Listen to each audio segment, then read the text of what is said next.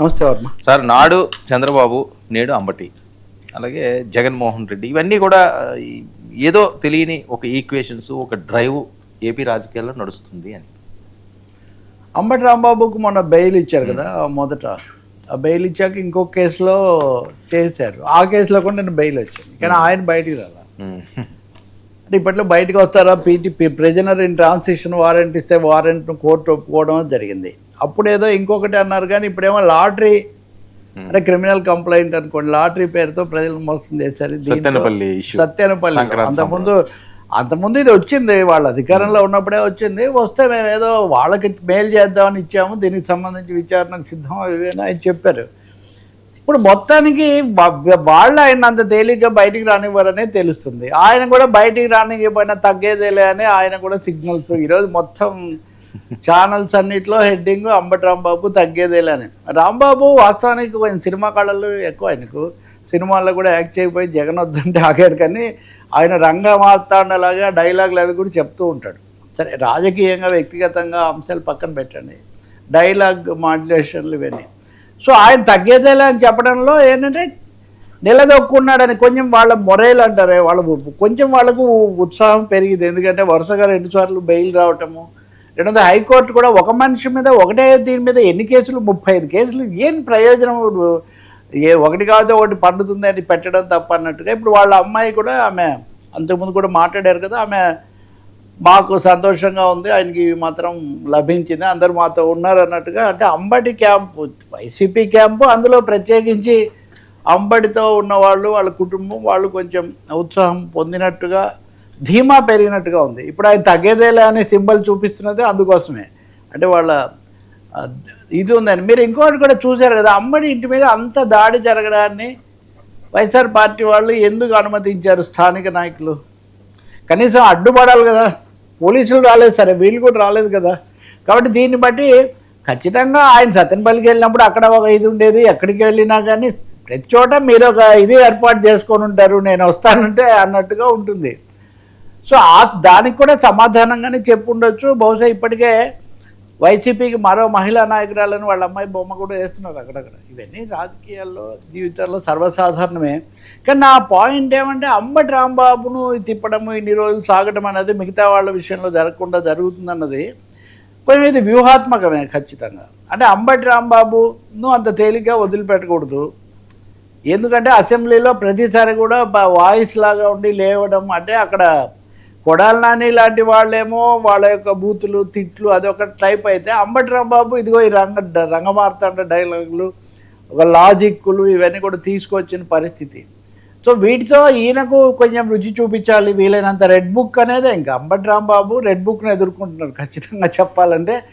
దానికి తగినట్టే ఆయన తెలిసే ఆ డైలాగులు ముఖ్యమంత్రిని అంటే దాని మీద చర్య ఉంటుందని తెలిసే ఆయన మాట్లాడాడు. He invited trouble and he invited challenge, అలా అయింది. ఇప్పుడు ఇలా తిరుగుతూ ఉన్న కొద్దీ ఆయన అంతకంతకు కూడా బెయిల్ అని రావడం, ఉపశమనం అని రావడం. నేను పొద్దున్న చూస్తున్నాను, అడ్వకేట్ చెప్తున్నాడు ఇప్పటికి ఎప్పుడో వచ్చి ఉండాల్సింది, కక్ష కట్టి ఇదంతా కూడా చేస్తున్నారు. అంటే ఇప్పుడు ఒకసారిగా మీరు అంబటి వ్యక్తుల పబ్లిక్ పర్సెప్షన్ ఎట్లుంటుందంటే, మీకు మొదట ఒక విధంగా ఉంటుంది, వాళ్ళకి ఇవన్నీ జరిగే కొద్దీ ఆయన ఒక విక్టిమ్హుడ్ లేకపోతే ఆయన ఇలా చేస్తున్నారు అన్నది ముందుకు వచ్చి అంతకు ముందుది కొంచెం మరుగున పడిపోతుందని. అయితే బలంగా ఈ వంశీ అయినా, కొడాలి నాని అయినా, అంబటి రాంబాబు అయినా, కొంతవరకు రోజా అయినా, పర్సనల్గా చంద్రబాబుకు పెద్దిరెడ్డి అయినా, ఇటువంటి వాళ్ళ మీద చాలా తీవ్రమైన తీసుకోవాలి.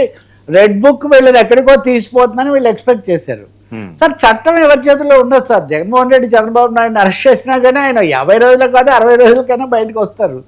ఇక్కడ కూడా అదే జరుగుతుంది. ఇది కొంచెం జీర్ణం చేసుకోవడం కష్టంగానే ఉంది, దాంతో ఇది జరుగుతుంది. రెండోది జగన్మోహన్ రెడ్డి విషయం కూడా మీరు అన్నారు కదా, ఖచ్చితంగా అవకాశమే ఉంటే, అధికారమే ఉంటే ఇప్పటికి జగన్మోహన్ రెడ్డిని వీళ్ళు ముందుగా జైల్లో పెట్టి ఉండేవాళ్ళు. జగన్ ఇదిగో జైలుకు పోతారు నెల లోపలని ఎన్నిసార్లు జగన్ను కటకటాల వెనకబెట్టి బొమ్మలు వేశారో మనకు తెలుసు, అది అందరం చూసిందే. వాళ్ళు ఎవరు మళ్ళీ అలా వేసిన వాళ్ళు ఎవరు తర్వాత సర్దుకోరు. కానీ అలాగే ఆయన ముఖ్యమంత్రిగా ఉన్నప్పుడే ఇంకా జడ్జి సిజిఐ గారు మారారు, ఏడాది లోపల ఈ కేసులన్నీ కూడా తేల్చేస్తారు, లోపల వేసేస్తారు, ఈ పద్ధతిలో జరిగింది. కానీ కనిపిస్తుంది ఏంటంటే రెడ్ బుక్ అనేది జగన్ దాకా రావట్లా. జగన్ దాకా వచ్చి ఆగుతూ ఉంది. ఆ నేల మాలికలు అయిపోయినాయి, రకరకాల బెంగళూరు అయిపోయినాయి, ఇవన్నీ అయిపోయాయి. సో జగన్ ఇప్పటికిప్పుడు అరెస్ట్ చేయటము లేకపోతే కేసులు ఆయన మీద టార్గెట్ చేయటము ఎందుకు జరగట్లేదు అంటే నేరుగా కేంద్రం సహకరించట్లేదు. స్పష్టంగా కేంద్రం ఎందుకు సహకరించట్లేదు అంటే బీజేపీ కూడా ఒక డబుల్ గేమ్ ఆడుతుంది. వాళ్ళ త్రిశూల వ్యూహాన్ని వాళ్ళు జగన్ మీద ప్రయోగించదలుచుకోలేదు ప్రస్తుతానికి. వాళ్ళు చంద్రబాబు నాయుడు మీద, నితీష్ కుమార్ మీద ఆధారపడి ఉన్నారు నిజమే. కానీ వీళ్ళని ఏదో ఒక విధంగా ఇరకాటంలో పెట్టి మద్దతు కొనసాగించుకోవాలంటున్నారు. కానీ మిగతా డోర్స్ అన్నీ మూసేసుకోవాలి. జగన్మోహన్ రెడ్డితో ఏదో తెగతెంపులు చేసుకున్నట్టుగా జగన్మోహన్ రెడ్డిని ఒకసారిగా ఆయన మీద తీవ్రమైన వ్యవహారాలు చేసి లోపల పెట్టాలి అనుకోవట్లేదు. సో జగన్ ఎప్పుడైతే కనీసం జగన్ దాకా వెళ్ళడం లేదో ఈ సెకండరీ లీడర్స్ ఉన్నారు కదా, సో సెకండరీ లీడర్స్ మీద అయినా ఇంకొంచెం సీరియస్గా తీసుకోకపోతే అదేదో ఇవి ప్రతిజ్ఞలు చేసిన వాళ్ళు లేకపోతే ఇవన్నీ హెచ్చరికలు చేసిన వాళ్ళు సంతోషపడని ఒక పరిస్థితి ఉంది. సో అంబటి రాంబాబుని ఈరోజు కాదే రేపైనా వస్తాడు. ఇప్పుడు చెవిరెడ్డి భాస్కర్ రెడ్డి గురించి మనం చాలా చూసాము. జోగి రమేష్ బయటకు వచ్చాడు కదా, ఇప్పుడు మళ్ళీ ఆయన మీద కేసు పెట్టారు. ఏదో కేసులో ఆ స్థానిక న్యాయమూర్తి లోపలికి పంపించండి అనవచ్చు, ఇంకొక ఆయన పైకోర్టు కాదనవచ్చు, ఇవన్నీ జరగవచ్చు. కాబట్టి ఇది ఒక రాజకీయ పోటాపోటీ వ్యవహారంగా జరుగుతుంది. రెడ్ బుక్ జగన్ దగ్గరికి వెళ్ళలేదు కాబట్టి జగన్కు కుడిభుజాలుగా ఉన్న వాళ్ళందరి మీద ఇవన్నీ వరుసగా వస్తాయి అనేది అయితే మనకు అర్థమవుతుంది. ఇవి ఇంకా ఎన్ని మలుపులు తిరుగుతాయి మనకి ఇంకా తెలియదు. నిజానికి ఆ సోషల్ మీడియా పోస్టులు అవన్నీ వచ్చినప్పుడు సజ్జల రామకృష్ణారెడ్డి కాకపోయినా సజ్జల భార్గవ రెడ్డి వరకు వెళ్ళారు, అది కూడా అక్కడ ఆగింది. సో ఇవన్నీ అలా లిస్టు చేసి తర్వాత చేసుకుంటారా, కేంద్రం ఇవ్వకపోయినా చర్య తీసుకుంటారు? అదే జగన్కు చంద్రబాబుకు తేడా. చంద్రబాబు నాయుడిని అరెస్ట్ చేయాలని ఏదో ఒక విధంగా జగన్మోహన్ రెడ్డి ఆ స్కిల్ కేసులో ఆయన తన మంత్రులతో అధికారులతో ఆయన చాలా విపరీతంగా చర్చలు జరిపాడు, అధికారులను మార్చాడు, పోలీసు అధికారులు కూడా అటు ఇటు మార్చేశారు, అరెస్ట్ కూడా చేశారు, మంత్రిని కూడా పక్కన పెట్టారు. ఇంత చేసినా కానీ కేంద్రం కూడా ఏం చెప్పిందంటే అప్పటికి ఇప్పటికి ఒకటే తేడా. అప్పుడు కేంద్రం మీరు చేసుకుంటే చేసుకోండి, మాకైతే సంబంధం లేదు, ఇది వాళ్ళు తీసుకున్న స్టాండు. తర్వాత పురంధేశ్వరి లోకేష్ వెళ్ళి అమిత్ షాతో మాట్లాడే వరకు కూడా కేంద్రం అంతగా పట్టి పట్టనట్టుగానే వాళ్ళు ఆ విషయంలో ఉంటూ వచ్చారు. కానీ జగన్ విషయంలోకి వచ్చేసరికి మీరు చేసుకోండి లాంటి అనుమతి ఇవ్వడానికి కూడా కేంద్రం, అనుమతి కాదు ఏమనాలి, ఎండార్స్మెంట్ ఓకే అని అనడానికి వాళ్ళు పెద్దగా సిద్ధపడుతున్నట్టుగా కనపడరు. దానికి ఒక కారణం అప్పటి కాంగ్రెస్ పార్టీ చాలా పకడ్బందీగా ఈ కేసులు పెడితే కూడా అవి నిలబడలేదు. ఇప్పుడు కనుక ఏదైనా జరిగేది మళ్ళీ రివర్స్ అయితే అది మరీ నష్టం అని కూడా వాళ్ళు ఆలోచిస్తుండొచ్చు, చాలా కారణాలు ఉండొచ్చు. కానీ సెంటర్ ఈ విషయంలో మటుకు నాతో ఎవరో అన్నారు, మోదీ అప్పుడు ఇప్పుడు కూడా ఎందుకు ఎప్పుడు జగన్ గురించి మాట్లాడతారు, మీరు మీ గవర్నమెంట్ మీ పాలన మీరు చూసుకోండి అనే పద్ధతిలో ఉంటారు, అందుకనే కొంచెం విముఖంగా ఉండేవాళ్ళు. ప్రయత్నం కూడా చేసి ఇప్పుడు ఈ మధ్య మీరు చూస్తే చంద్రబాబు కంటే లోకేష్ ఎక్కువగా వెళ్తున్నారు ఢిల్లీకి. సో పొలిటికల్గా కుదరట్లేదు అంటున్నారు. సో ఇప్పుడు జగన్ భాగం కూడా వీళ్ళే మోయాల్సి వస్తుంది ఖచ్చితంగా. వాళ్ళకి మీరు చెవులు కళ్ళు మేమే అన్నట్టుగా వ్యవహరించారు కదా, మీరు వెళ్ళి రండి అంటే మేము తగ్గేదేలే అంటున్నారు. సో ఇది ఆంధ్రప్రదేశ్ రాజకీయ దృశ్యం.